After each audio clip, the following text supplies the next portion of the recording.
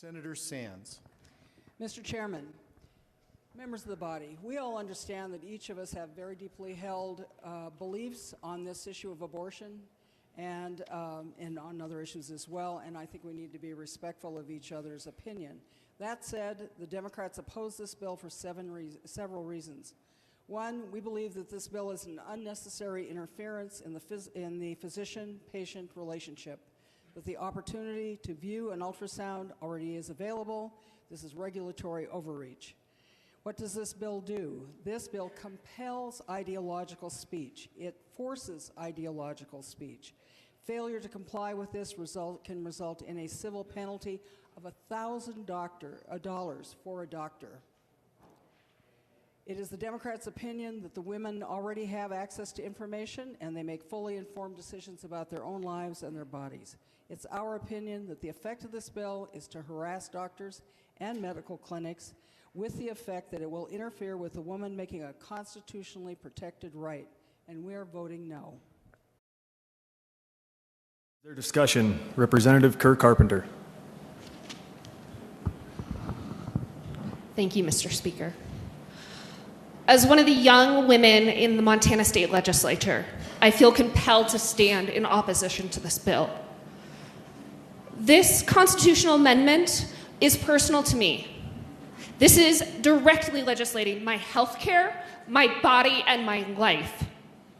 The Supreme Court of the United States has upheld time and time again that my health is between me and my health care provider and my husband if I choose to include him. I ask you today to vote red and affirm that you trust me to know myself and to know my body. Thank you.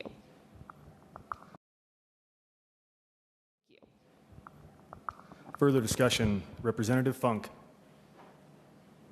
Thank you, Mr. Speaker, members of the body, and as one of the older women in this body, I have to stand in opposition to this. I was able to be at a time after birth control was made available to women, and we were able to make good, healthy choices. And this is going against it. I know that they have been assured that this is not going to affect birth control or fertilization efforts, but the medical community, which came in strongly against this bill, did not feel so reassured. They feel that this will directly impact and close many clinics around Montana that have helped thousands of Montana women and their families have healthy, successful pregnancies, help decide their family planning. This will impede access to birth control. And as someone who was of that generation that first had the liberties that family planning was able to provide, I urge you to vote red on this that would set us back so many generations. Thank you. Vote red. Further discussion, Representative Bishop. Thank you, Mr. Chair. Speak to the bill. I think this is a timely response. If we're talking about the Constitution and we're talking about the laws and we're talking about what this does, I feel compelled to point out that this will not have the intended effect.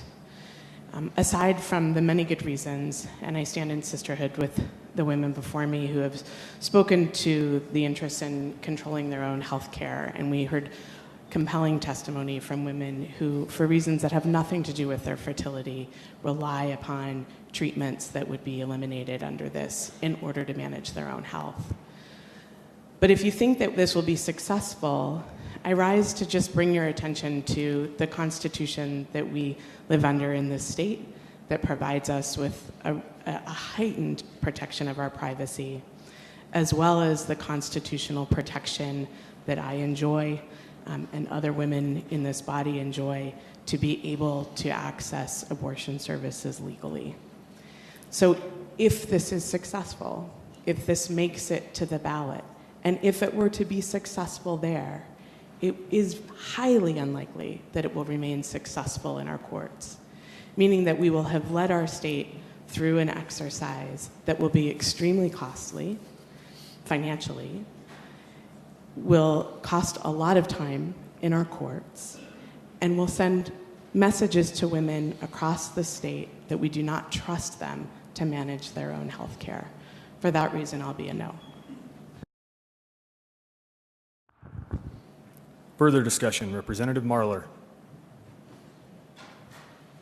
Thank you, Mr. Chair. I'd like to speak to the bill. Representative Marler. The good representative from Thompson Falls inspired me to say a couple things too. I know I won't be able to say anything to change minds of people who disagree with me. This is a really divisive issue. I want to say some things that I would say and have said to people in my life. Probably not in this building, but maybe people in this building and across Montana are listening.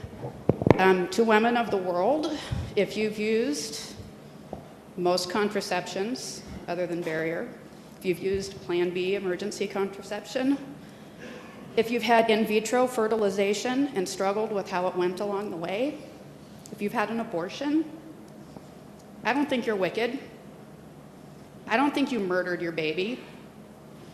I trust you with your body. I know that you have your own relationship with God. You have your own relationship with your doctor. You have your own relationship with yourself. I want you to know that. I support your decisions. Further discussion. Further discussion, Representative Dudick. Thank you, Mr. Chair. I can't tell you how much I didn't want to stand up on this bill. And I respect everyone. I respect all of our opinions. We all have our personal stories.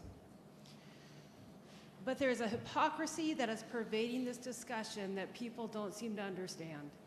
We have heard how we value life, and yet we've had votes against suicide prevention. We have heard how we value life and we want to stop children from being abused, and yet we don't fund enough child protection workers to stop the abuse in our state because we're trying to save money. People can roll their eyes, they can get frustrated at this, but let's be honest. If we're to run government and run it well for people, then let's look at all aspects of it, not cherry pick when it suits us to argue about something. We also shouldn't pass moral judgments on people when they've done things in their lives that you don't understand, because it's not your place. This is not a good bill. It violates our constitutions too, by the way. It's a bad bill. Further discussion. Representative Woods. Thank you, Mr. Chair. Look, as a teacher, I've been dealing with this issue for a very long time. Where is that bright line where life begins? Is it conception? Is it implantation in the uterine wall, the second division of the zygote, neural activity, heartbeat? Or some cultures think that it's 1 year after birth. There's compelling reasons to argue that any one of these points is the beginning of personhood. So I've thought about this, I've read about it, argued this for a long time, and I've come to a conclusion. I don't know. You don't know. What we are talking about are beliefs. Representatives, you have very strong beliefs, and I respect that. And you have every right to convince us to conform to your belief system. That's fine. But you are not permitted to coerce me or anyone else to conform to your belief system. And that's what this legislation seeks to do. Our Constitution is a set of rules that allows us to construct our society. And it's not okay to use majority rule to change our Constitution to impose a belief system on us. Again, you're free to convince. You're free to hold your beliefs, but not coerce. Convince, do not coerce. There's a very bright line between those two things. Further discussion. Further discussion. Representative Ferris Olson. Mr. Chair, members of the committee, and to my good representative from Kalispell, Montana can certainly try and lead this charge, but since you brought up the Constitution, I thought it was worth talking about a couple of the cases that have come up in the last couple of years, the U.S. Supreme Court. Since Roe v. Wade, the abortion rights have been upheld 3 times, including last week when Louisiana tried to challenge some abortion rights. So we can lead the charge, but we will lose, as all of the states that have tried this before us have. This is lost in the Montana Supreme Court. So leading the charge will do absolutely nothing. And so that's one of the many, many reasons I'm opposing this amendment, and I hope you all do too.